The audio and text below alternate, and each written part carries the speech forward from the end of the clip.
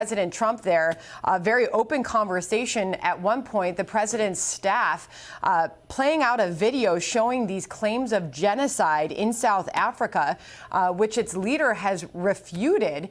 An amazing moment, Trace, and welcome everybody. I'm Sandra Smith in New York, to watch this in real time. Yeah, and I'm Trace Gallagher in Los Angeles. John Roberts has the day off. This is America Reports. It really was fascinating because it became this kind of very congenial press conference between the South African President Cyril Ramaphosa as well as the President Trump. And they had golfers, Ernie Els, Retief Goosen from South Africa, and it was very fun. And then they played the video, Sandra, of these allegations, the video of these groups, including groups that Elon Musk has pointed out, like the economic freedom fighters, that believe that there is genocide, that have called for genocide in South Africa, this time against white farmers. President Trump has given those farmers refugee status. He was asked a question about whether he believes there is genocide, and he said he didn't know, but he clearly is concerned that some white farmers in South Africa are being targeted because he has done many things to try and alleviate those harms. Another moment of transparency from this White House, the promised transparency. This went for about an hour and 6 minutes. Trace, let's bring in Peter Ducey, our White House correspondent, is standing by. Not only did they play out the video, Peter, but also talking about the G20, President Trump saying he feels it's important to them for South Africa to look good at the G20. He at one point held up copies of articles about South Africans saying these are deaths. What is the reaction so far there? Sandra and Trace, I didn't even know that you could dim the lights in the Oval Office, which is decades old. Seems like a place that would just have an on or off switch, but President Trump called for the lights to be dimmed so that he could show this multimedia presentation to basically call the visiting South African president's bluff. The South African president came here to say there is no genocide happening in South Africa. President Trump basically said, okay, well, then what's all of this? And he showed political leaders and opposition leaders in South Africa saying some very heinous and violent things. Incredible, man. Thank you. Wow, they have light dimmers in the Oval. That's crazy. Incredible technological developments happening.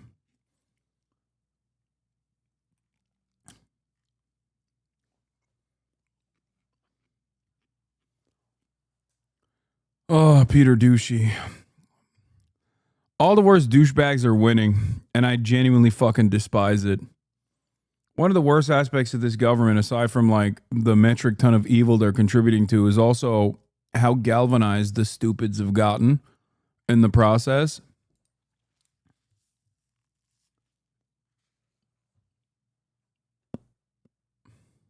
I hate it. I can't stand it.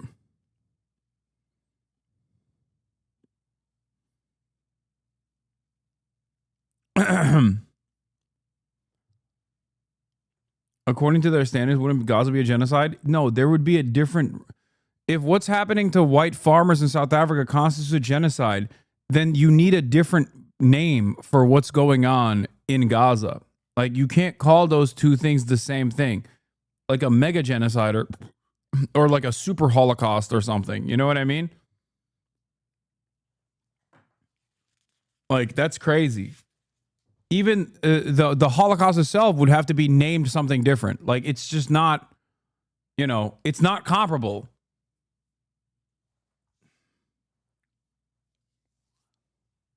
It's ridiculous. You have to rewrite all the rules.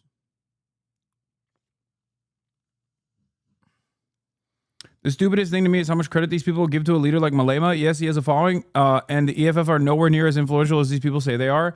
I think the irony is that the EFF will become more influential if the ANC government doesn't take any action in terms of offering economic restitution.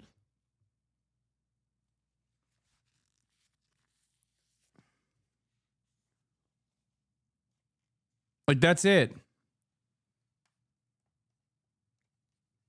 Like, the resentment is understandable.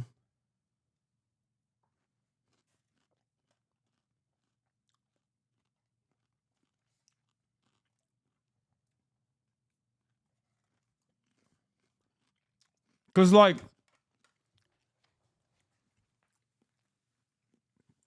you have to remember something. The EFF is not arriving at this position that we look at as like crazy and violent out of nowhere, or because they just like racially despise white people. Their anger is born out of the false promises made by the South African government in the aftermath of the apartheid. South Africa, broadly, is really fucked up still. That's what all of those like rich white guys were also addressing as well. Some of them refused to talk about the real victims, which would be the black South Africans, who are still in horrifying material conditions.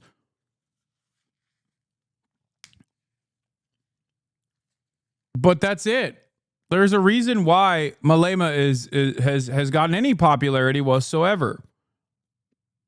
There's a couple chatters in here that are just like, they have their stories and they just keep spamming it. Like, one chatter wants me to cover St. Louis. The other one wants me to cover Adriana Smith. I haven't looked into it. Okay. Please stop spamming the stories over and over again. I know Adriana Smith is on life support, so the government can forcibly fucking extract a child out of her. I know. I am aware. It's a baby incubator situation. I know. It's not like I am currently covering nothing. I am doing something right now. Do you see that? Do you hear that?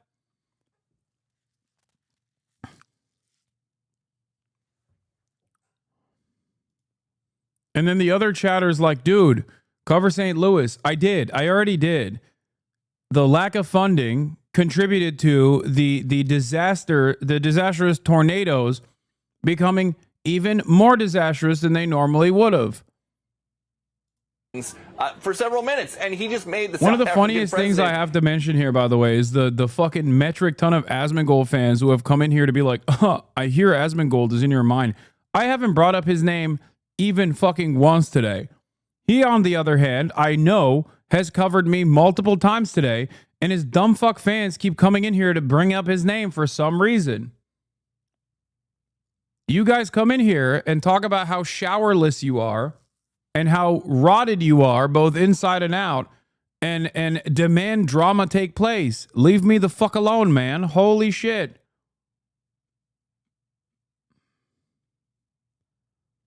And then the moment that I cover Mold Man, they go, hup, see?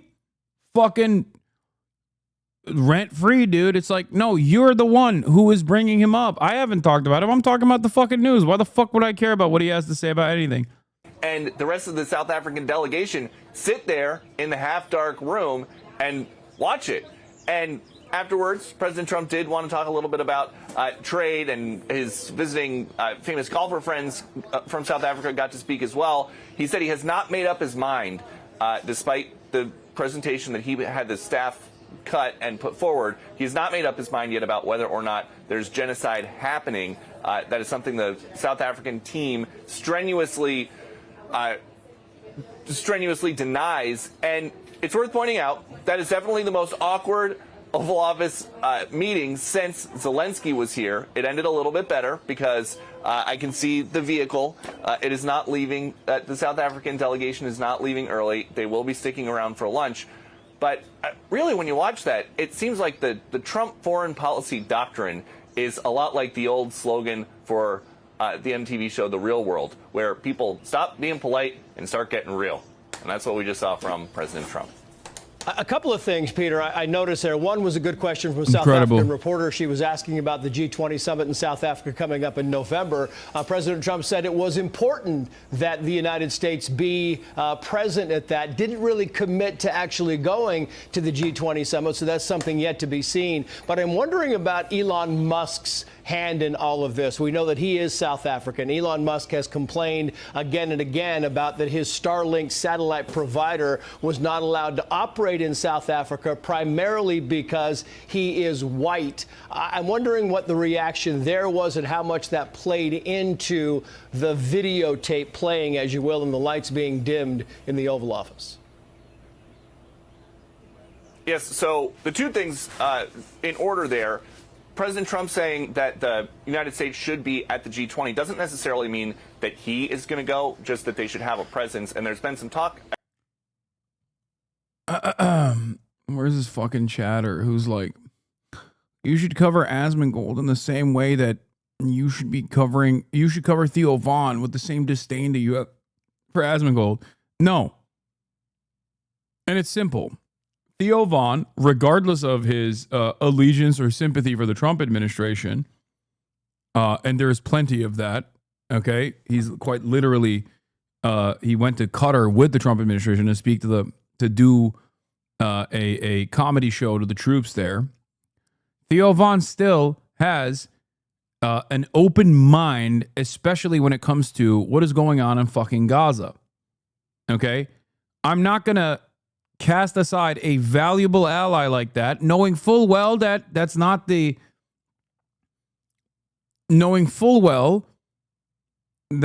he is presenting a position to an audience that must hear it more than anybody else. Okay, that's it. That's my strategic focus here. And anyone who doesn't understand that is being ridiculous.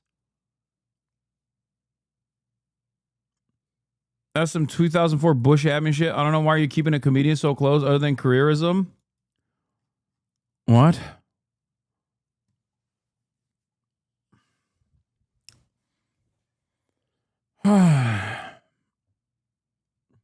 Bad take in my opinion, terrible opinion. He's literally gesturing for Adolf Hitler. If you guys can't understand, I think it's because Zach Foster post. No, it's Zach Fox who is right. Who is right in his fucking analysis where he's like, what are we doing, bro? How about you ask the fucking friends that you hang out with? He's not wrong about that. Okay? He's not. But the reason why I hype it up is because there are plenty of people who fucking love Donald Trump, who love